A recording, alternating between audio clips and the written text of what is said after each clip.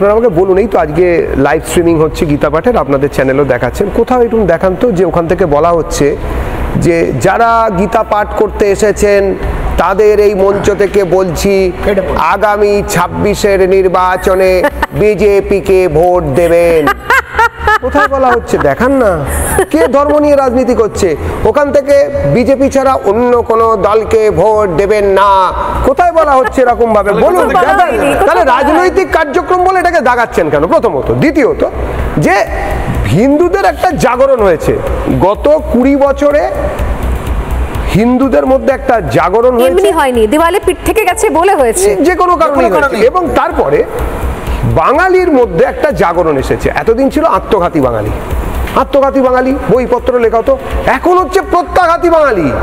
যেই কি যেন একটা বাইরের থেকে আসা অত্যাচারী সম্রাটের নামে একটা মসজিদ বানানোর কথা আবার আরম্ভ হয়ে গেছে মুর্শিদাবাদে, সঙ্গে সঙ্গে সংসদে দাঁড়িয়ে একজন সাংসদ, বাঙালি সাংসদ বলছেন যদি ওটা নিয়ে কথা হয় তাহলে তো ওটা নিয়েও বলতে হবে।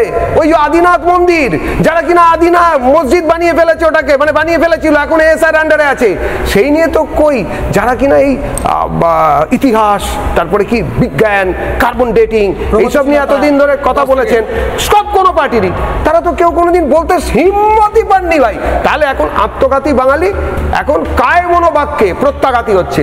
রাজ্যসভার সাংসদ হোক আর আজকে মাঠে বসে গীতা পাঠ করা একেবারে চাষা হেটো বাঙালির প্রতিনিধি যেই হন না কেন,